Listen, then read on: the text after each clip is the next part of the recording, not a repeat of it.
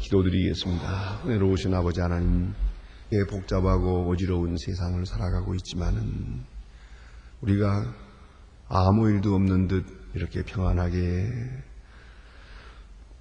주의를 지키게 했고 다시 한밤을 쉬고 이렇게 건강한 몸으로 일어나며 첫 시간을 하나님 앞에 드릴 수 있도록 오늘도 이것을 가능케 하시고 자유케 하고 건강케 하신 하나님께 감사와 찬송과 영광을 돌리옵나이다. 늘 하나님의 뜻대로 살기로 맹세하지만은 그러나 그것은 무산되고 늘 결심하지만은 결심한 대로 살지 못하고 주님이 원하시는 뜻은 멀리하고 원치 않는 길로 행할 때가 많은 저희들입니다. 그러나 마다하지 아니하시고 오늘도 또 불러주시고 또 다시 한번 사랑을 확인해 주시고 그 사랑을 인쳐주심을 진심으로 감사하옵나이다. 하나님 아버지, 오늘까지 우리를 이처럼 사랑해 주셨습니다. 우리의 생이 다하는 날까지 한 시간 몇 시간은 꼭 하나님 앞에 바치는 그런 생으로 살아가게 하여 주시옵소서. 지금까지 내 의지, 내 지혜, 내 능력으로 산 것 같지만은 그러나 이제부터는 오직 하나님의 말씀으로 살고 기도의 응답으로 살고 주께서 지시하시는 대로 감동해 주시는 대로 그대로 살아갈 수 있고 이미도 하나님의 말씀을 깨달은 바 있지만은 매일매일 시간마다 주시는 하나님의 말씀에 따라서 호생함을 얻고 새로움을 얻고 새로운 능력을 얻어서 그 은혜 안에 살아가는 하루하루가 되게 하여 주시옵소서.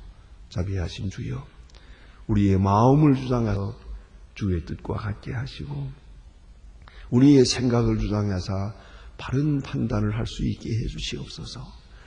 우리에게 강한 신앙적 의지시사 모든 나약함을 다 이기고 하나님의 뜻을 이루어가는 주님의 자녀들 되게 하여 주시옵소서. 오늘도 하나님 함께 있어서 하나님의 말 바르게 선포되게 하시고 이 말씀이 방송을 타고 전해질 때 모든 사람이 구원받게 하여 주시옵소서. 저희 교회가 교회된 본분을 다하시고 세우신 기관과 또 경영하는 사업들이 하나님의 뜻 가운데서 아름답게 성사되어질 수 있게 해 주시옵소서. 자비하신 주여, 이 나라를 주님 돌보아 주시옵소서. 남북이 화해 무드를 타고 지금 새로운 역사를 위하여 가고 있습니다. 사람이 하는 일이 되지 않게 하시고 이 일을 통하여 하나님의 뜻이 이루어지게 하옵소서. 모든 사람의 마음이 변화되고 증오와 시기와 질투와 적의로 화해와 협력으로 바뀌게 하시고 주여, 주님의 은혜 가운데서 저 굳게 닫힌 북녘 땅이 속히 쾌락하게 열리게 하시고 우리가 돌아가서 하나님의 교회를 세우며 하나님께 영광을 돌릴 수 있는 그런 날이 있게 하시고 강제노동의 성용소에 갇혀있는 사람들이나 또한 감옥에서 고생하고 있는 그리스도인들이 소속히 옥문을 차고 나와서 만세를 부리며 하나님께 영광할 수 있는 그런 아름다운 날이 이루어지게 하여 주시옵소서. 자비하신 주여, 이 나라를 돌보아 주셔서 온 국민이 서로 사랑, 서로 돕고 존경하게 하시고 집단적인 이기심을 위하여 크고 위대한 일을 그르치는 일 없게 하옵소서. 나 하나를 위해서 많은 사람이 희생하는 일을 이루지 않게 하시고 서로 돕고 존경하면서 아름답고 귀한 미래를 창조하게 하여 주시옵소서. 바라옵는 것은 주께서 함께 하셔서 정직한 백성이 되고 부지런한 백성이 되게 하옵소서. 원하옵는 것은 잘 사는 바르게 살고 하나님의 뜻을 위하며 살아가게 하옵소서. 오늘 우리가 저 북녘 땅을 위해서 해야 할 일이 무엇이겠습니까? 당연히 해야 할 일을 하게 하시고 그리스도의 사랑을 전할 수 있게 하여 주시옵소서. 오늘도 해외에 있든지 여행 중에 있든지 군문에 나가 있는 젊은이들 그리고 공부하는 자녀들 하나하나 다 돌보아 주옵소서. 잠시도 실족지 않게 하시고 병중에 있는 분들과 슬픔을 당하는 가정에 은혜를 베푸시옵소서. 우리가 또한 교회에서 큰 행사를 지르고 있습니다. 음영위원회 주최로 수양관에서 모이는 모든 수양회, 이런 행사마다 하나님의 영광이 드러나며 가고 오는 길과 모든 행사에도 하나님의 귀한 뜻이 조용히 이루어지게 하여 주시옵소서. 소식을 들으며 아름다운 일들을 경영하게 하시고 주의 크신 영광을 보며 찬양하는 은혜의 날이 되게 하여 주시옵소서. 주 예수 그리스도의 이름으로 기도드립니다. 아멘. 하나님의 말씀 계속해서 예레미야 50장 오늘 아침 보게 됩니다. 예레미야 50장입니다.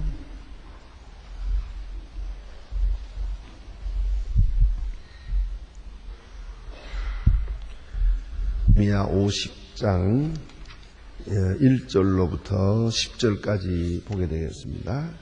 예레미야 50장 1절로 10절 찾으신 대로 같이 한 목소리로 봉독하시겠습니다. 여호와께서 선지자 예레미야로 바벨론과 갈대아인의 땅에 대하여 하신 말씀이라. 너희는 열방 중에 광고하라, 공포하라, 길을 세우라, 숨김이 없이 공포하여 이르라.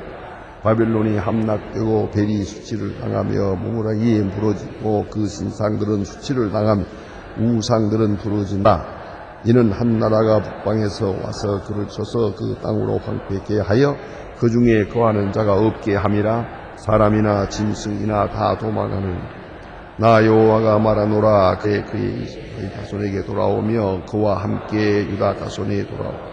그들을 울며 그 길을 향하며 그 여호와께 구할 것이며 그들의 꿀을 시온으로 향하여 그 길을 물으며 말하기를 너희는 오라 잊어버리지 아니할 것이고 영영한 언약으로 여호와께 연합하자 하리라. 내 백성은 어린 양떼로다. 그 목자들이 그들의 기억하게 산으로 돌이키게 하였으므로 그들이 산에서 작은 산으로 돌아다니며 쉴 곳을 잊었도다. 그들이 만나니 그들을 삼키며 그들의 대적하는 그들의 여호와의 의로운 소소로 그 열조의 조망에서 여호와께 범죄하였은즉 우리는 무죄하다 하였느니라. 이는 바벨론 왕의 도롱아 갈대아인의 땅에서 나오라. 내어 앞서 가는 수염소 같이 하라. 보라, 내가 열국 만국의 북방으로 일어나 나와 바벨론을 시해니 그들이 항우를 버리고 쳐서 취할 것이라. 그들이 화살은 연숙한 자의 화살과 같아서 헛되이 돌아오지 아니하리라. 갈대아인의 약탈하는 자가 그들을 양탈하는 자마다 만족하리라. 여호와의 말이니라. 아멘. 우리는 이미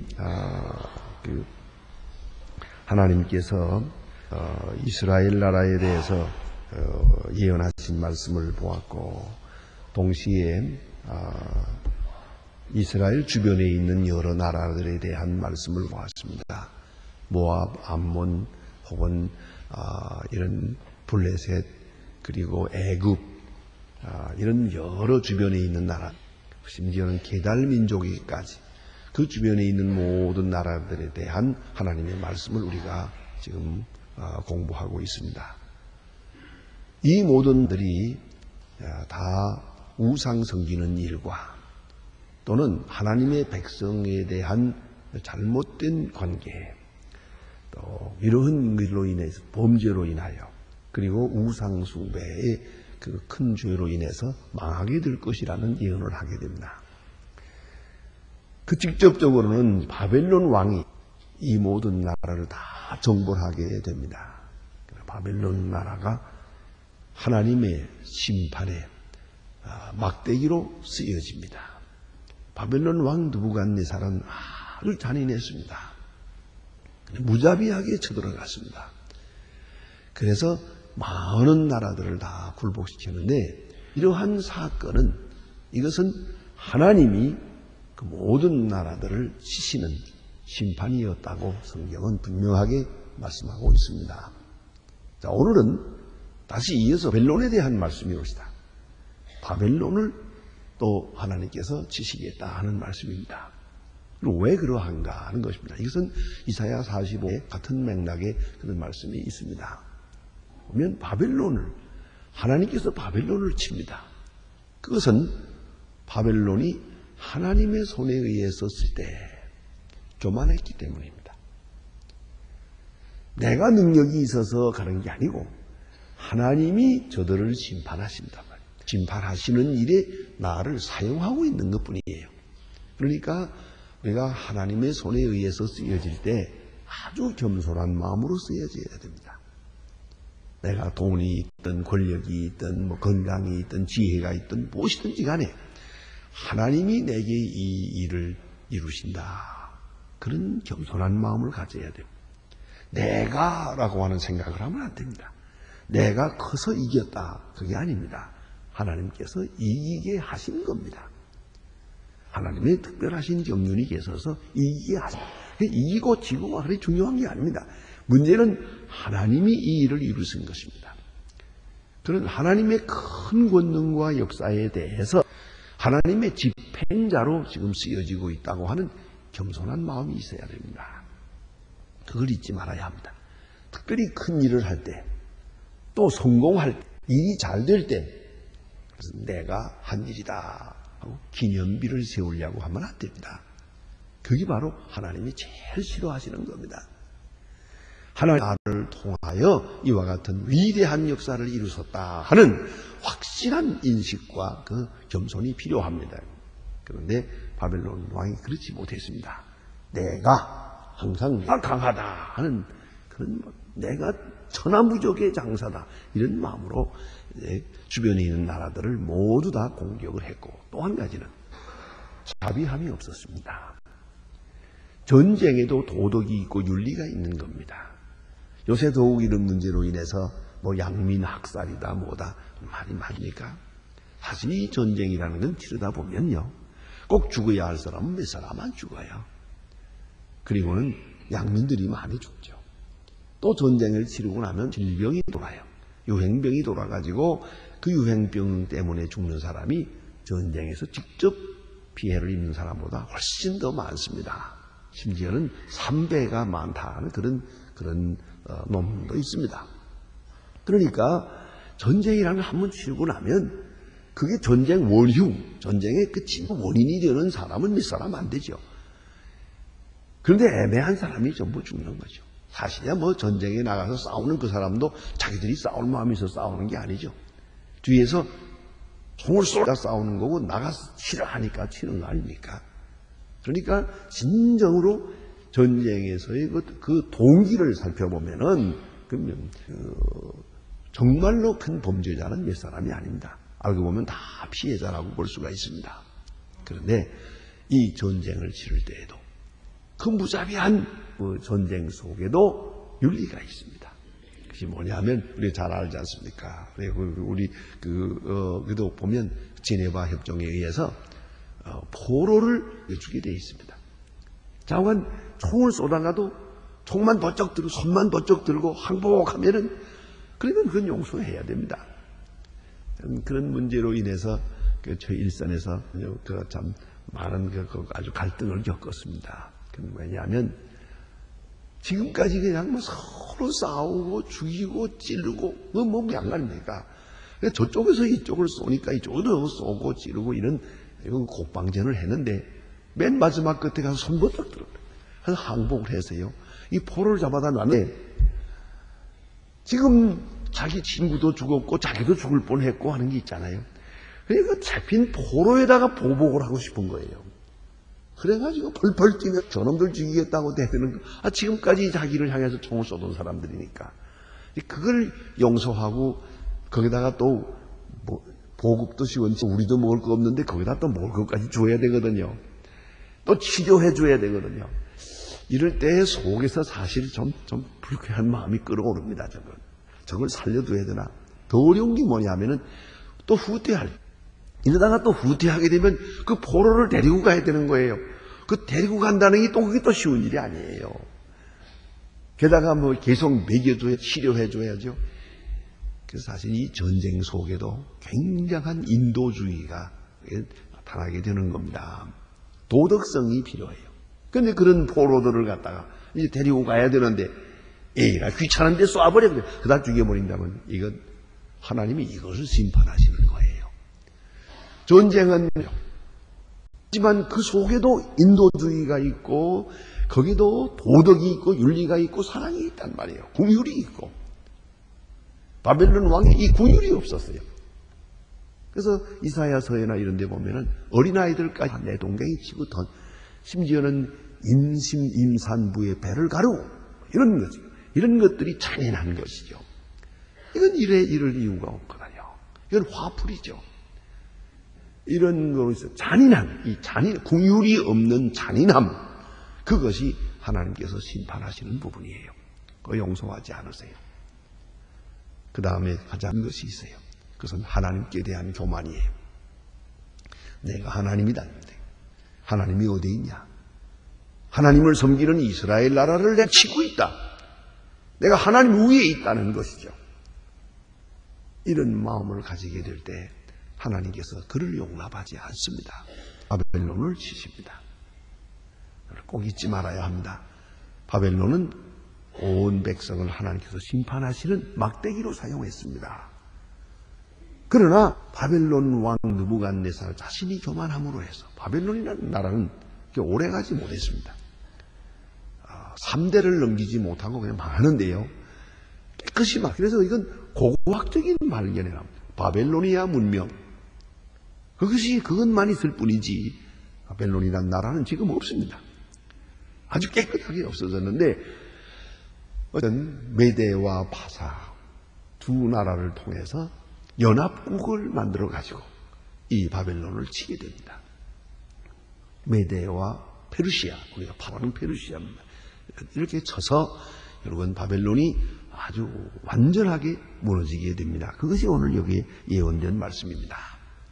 이렇게 무너짐으로 인해서 이제 중요한 것은 바벨론에 포로되어 갔던 하나님의 백성들, 이스라엘 백성들이 돌아옵니다. 포로 생활에 돌아옵니다.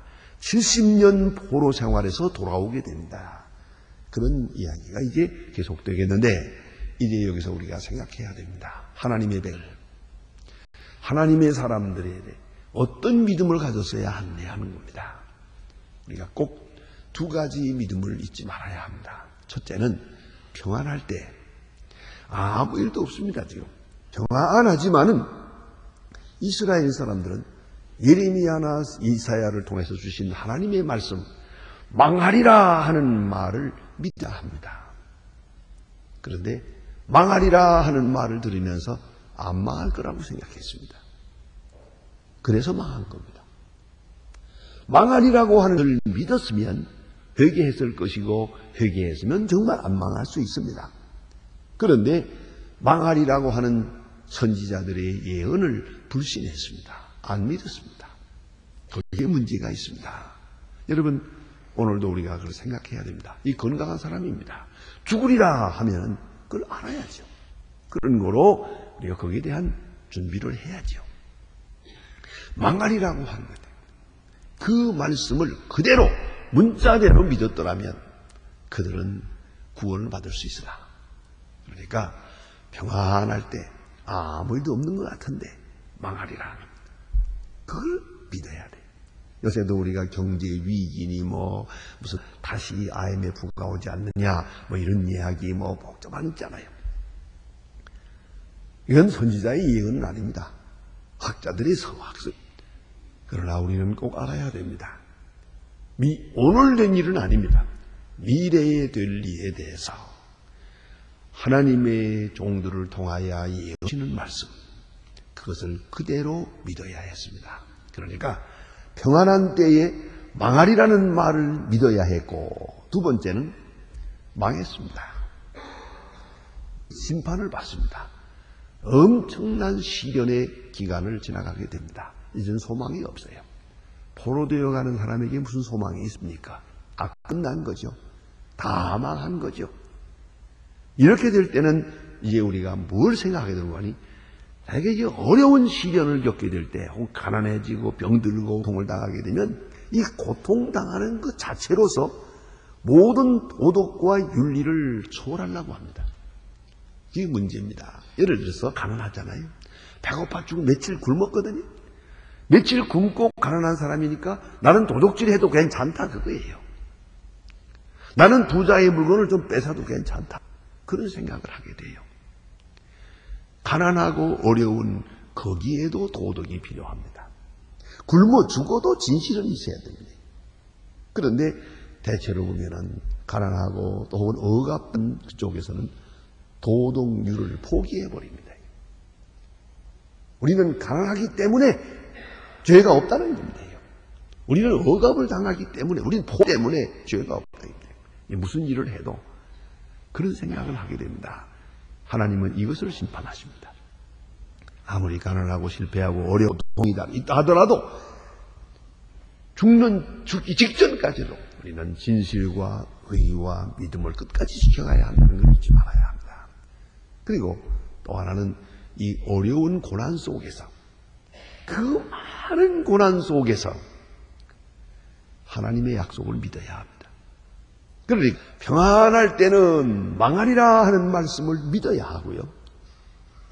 이제 멸망되어 가지고 사슬에 묶여서 왕과 함께 포로되어 가는 이 처지에서는 하나님의 약속을 믿어야 합니다. 이때 회개해야 됩니다. 우리가 선지자의 말을 일찍이 들었으면 좋았을 걸. 일찍이 하나님을 의지했더라면 좋았을 걸. 그때 회개해야 되고, 회개함과 함께 다시 돌아오게 하리라 하는 하나님의 약속을 믿었어야 하는 겁니다. 그러면 그 믿는 그 사람들에게는 이제부터 다시 시작하는 겁니다.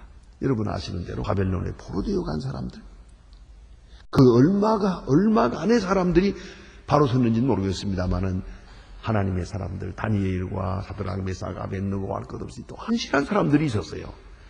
이런 사람들이 포로되어 간 그 처지에서부터 바른 신앙을 다시 세웁니다.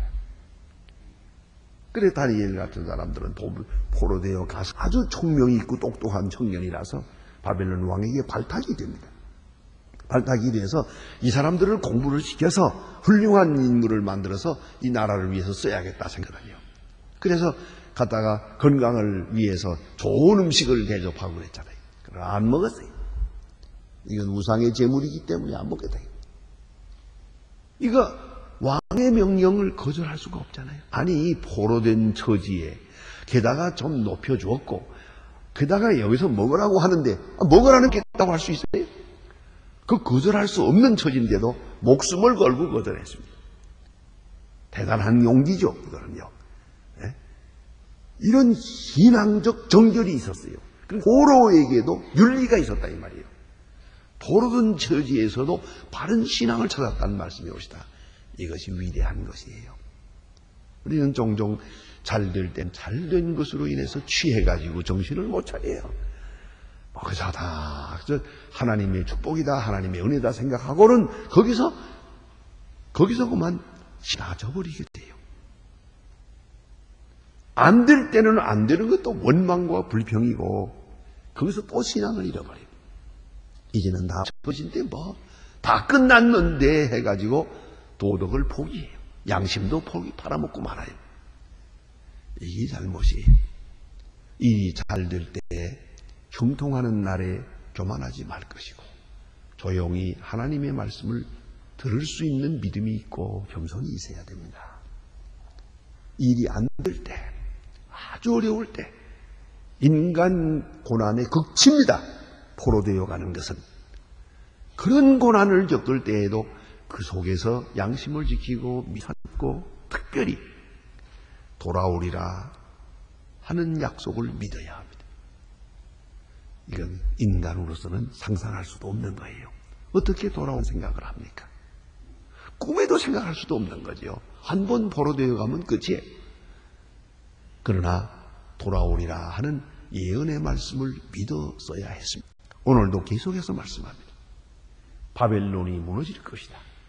바벨론이 무너지는 날 이스라엘은 돌아오리라. 7년의 기간이 지나가고 돌아오리라. 돌아와서 예루살렘 성전을 다시 지을 것이다. 이거는 인간으로서는 꿈에도 상상할 수도 없는 일입니다. 그러나 믿어야 했습니다. 이 믿음을 가지고 산 자만이 오늘을 의롭게 정결하게 정직하게 살 수 있었기 때문입니다. 여러분 형통하는 날에 주의 음성을 듣다. 고난을 당할 때에 더 겸손하게 이제는 앞에 있는 약속을, 멀리 있는 약속을 믿고 그리고 오늘을 살한 것이옵시다. 기도하십시다. 하늘에 계신 우리 아버지시여, 이름이 거룩히 여김을 받으시어 나라의 마옵시며 뜻이 하늘에서 이룬 것 같이 땅에서도 이루어지이다. 오늘날 우리에게 일용할 양식을 주옵시고 우리가 우리에게 죄진 자를 사해 준 것 같이 우리 죄를 사해 주옵시고 우리를 시험에 들게 하지 마옵소서. 다만 악에서 구하옵소서. 내게 나라와 권세와 영광이 아버지께 영원히 싸움나이다. 아멘.